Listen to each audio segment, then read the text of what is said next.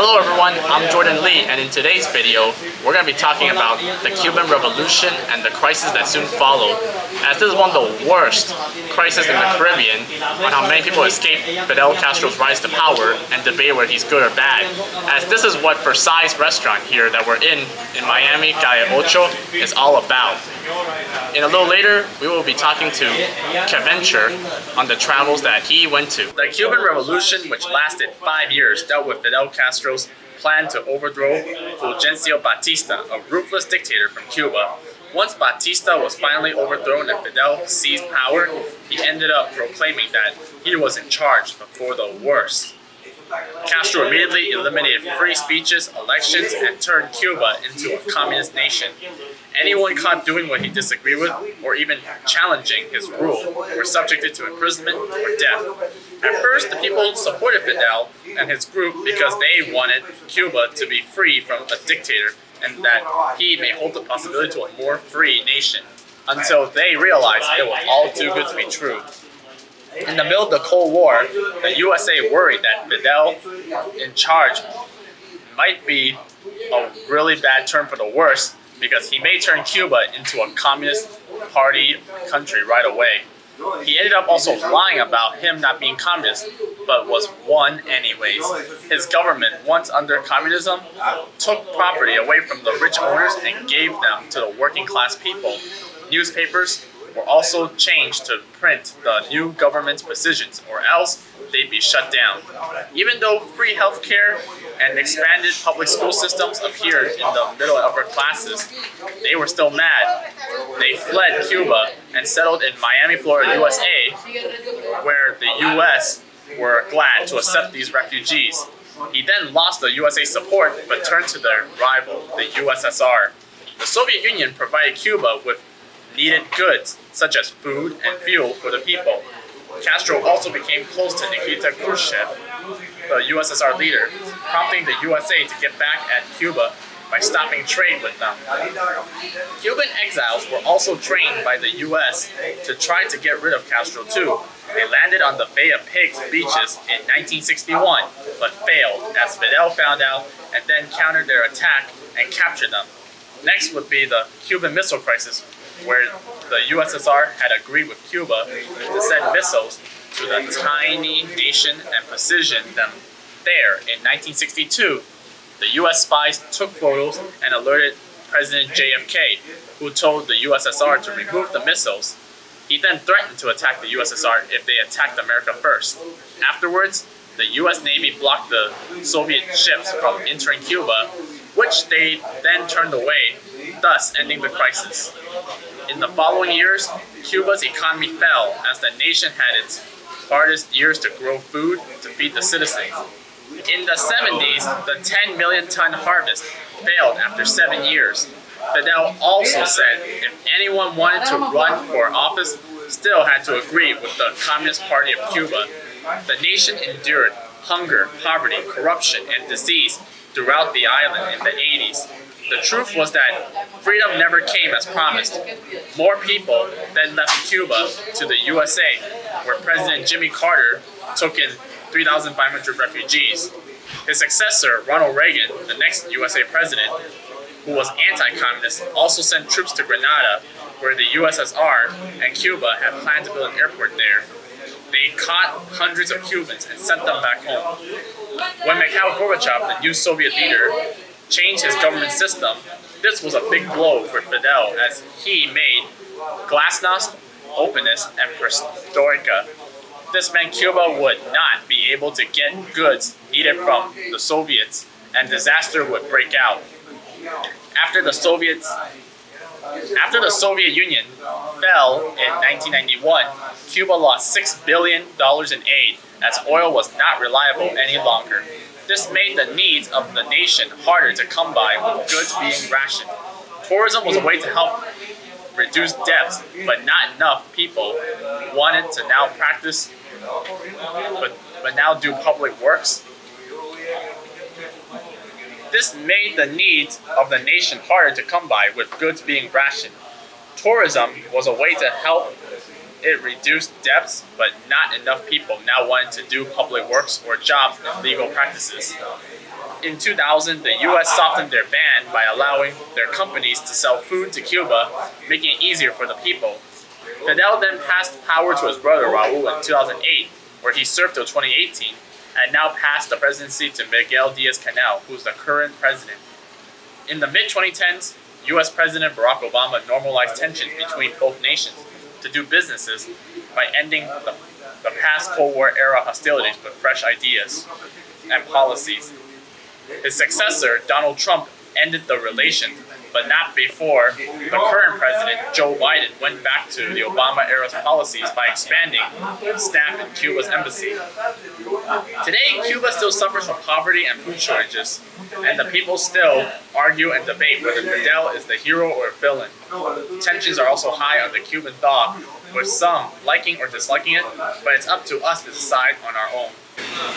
I'm now joined by Keventure right here on his excellent journey, and now he's going to tell me everything in Cuba, so check out his YouTube channel for more content if you like. In your travels to Cuba, sir, can you tell me what really shocked you the most?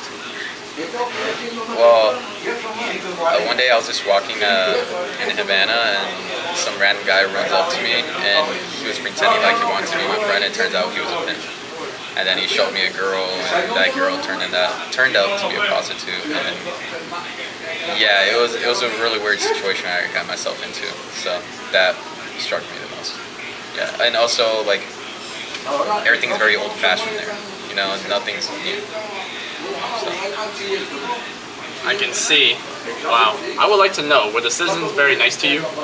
Yeah, they were really nice, but the weird thing is, usually when I go to a country, people come up to me and they love to be on camera. But when I was in Cuba, like barely anyone came up to me. I had to go up to people, and I was told it's because people could go to jail just for talking to me. So yeah, they could go to jail just for talking to a tourist, an American tourist. So yeah, I can see why. It's authoritative rule and no freedom of speech, sir. Yeah. That's definitely it. Yeah. Did anyone complain about not having enough food or any water or plumbing per se? Well, I was riding a bike through Havana, and every single time I would see a convenience store, there would be a long, very, very long line, like maybe more than like 50 people waiting to get food. And yeah, it's really hard for people to get food there because they only get paid $30 a month, I believe. Sorry, $50 a month. So they don't make much. So yeah. That's ideally that is just insane. And now are the people happier there because they have less things to do than we do because they're so relaxed in island time? I do notice, like, yeah, people are happy there, but they live in, like, they're poor, you know, they don't have money. So they do have social media, but some things are blocked over there. I believe TikTok is blocked. When I was trying to get on TikTok over there, I couldn't, you know. But yeah, it just depends, like, on your mindset. Personally, when I was in Cuba in 2017, I remember myself, just want to tell you this fun fact. I was walking through the streets in Havana with my family, and then some guys threw a tennis ball at me just to play catch, and we were throwing it around for fun a little bit right before we walked away. So they kind of made my day. They were very nice to play with me a little bit, so I played with them, and they're calling me amigos. I kind of felt like family, honestly, now that you tell me this story. Yeah, that's pretty cool. So how big are the protests happening over there every single day, and how are they being compared to here? I have not seen one protest when I was over there, to be honest with you. If you protest, you'll go to jail. So I've not seen any protests. I mean, here in this place where we're sitting right now, it's a really big rally, so that's why I thought I asked you, because they had Trump was here rallying, so many politicians. That's why I wanted to tell you about that and ask you for sure.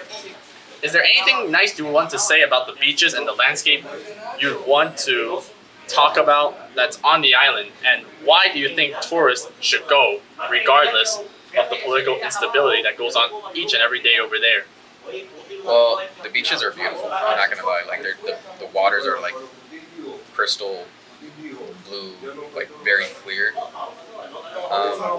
Just if you go, just be careful who you talk to because people will try to scam you. You know, but it just depends on who you talk to. So just be careful and stranger danger. But I ignore that like an idiot. But yeah. In another communist place, one of those like even in Beijing, we got scammed by buying something off the street. They gave us the wrong currency money instead of yen. Yeah. So I can relate to that. I could feel your kind of pain, just like I did with my family when we were there. Yeah. So, what is the Cuban cut, and can you explain more on that with me? Well, I basically grew my hair out on purpose because I wanted to get a haircut in Cuba, just to experience it, and I paid about $1.50 for a haircut. And the guy's name, I believe, was Raul. It was a little shady because I just went into a guy's house to get a haircut. So, yeah. That is crazy. And by the way, Raul, like, doesn't that ring a bell to you about who? With that name? Well, Raul Castro, that's what I'm referencing. Oh, Raul Castro. Oh. Can you please explain to our viewers who is Che Guevara more? I mean, I would like to explain it, but maybe you should take the bait. Okay, maybe you should explain it because I don't know too much about him, to be honest. I just ended up being at his house out of nowhere. Like, I just went somewhere and it turns out it was his house on top of a mountain. So, yeah, I don't know much about him. Long story short, he helped Castro in the Cuban Revolution, and they teamed up to overthrow Batista. That's the long story short. I didn't know that. I should have studied before I went. I wore a hat with Che Guevara on it, and I didn't know he was a bad guy. I shouldn't have worn that hat. Where is your next trip gonna be so we can meet back and interview? Well, I have 3 places that I really want to go to. I really want to go to India, Thailand, and Japan.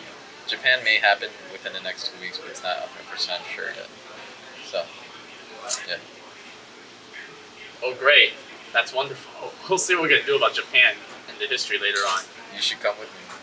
How are the cops there when they operate in the streets of Cuba? Is it easy to get arrested there for talking crap about the government or anything else in particular?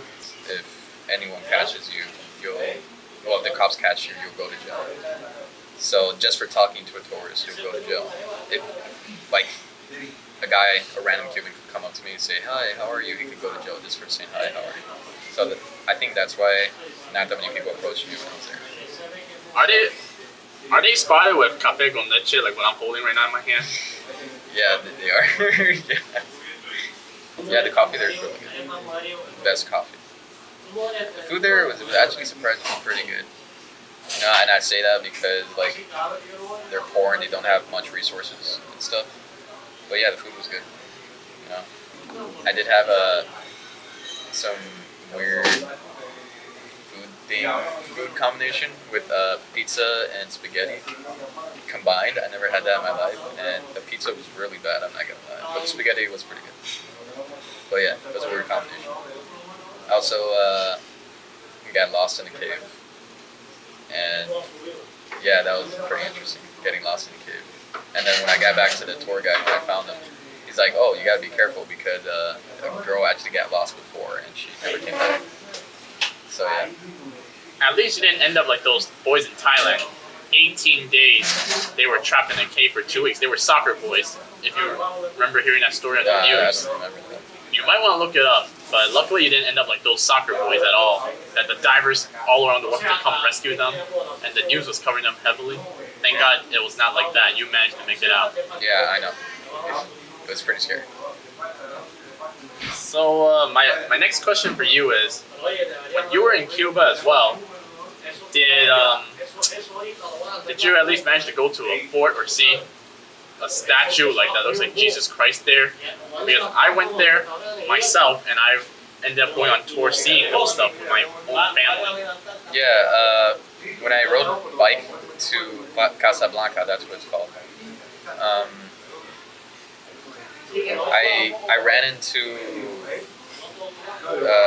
Che Guevara's house. I didn't know his house was up there, and there was a Jesus statue right next to it.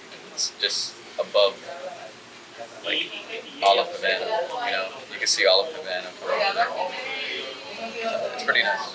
One thing I learned about Havana, like Miami here, it's a small world. Everyone knows each other, and even though my uncle escaped communism from there years ago, we remember running to one of his neighbors.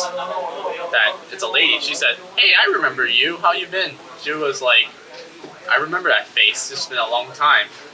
And we saw the grocery store he used to work at, but now it's demolished.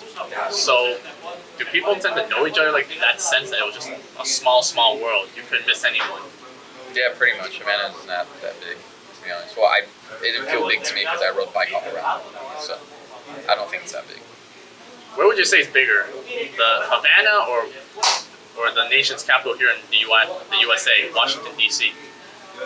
I've never been to Washington, D.C., but I would say probably Washington, D.C., because Havana, like, I explored all of it really fast. It did not take me that long to explore all of Havana. So, yeah. With authoritative rule being in Cuba for now more than 60 years, it's hard to imagine how paradise has become a place of dictatorship and no free speeches. This is Jordan Lee saying thank you for watching, and I hope to see you on our next adventures.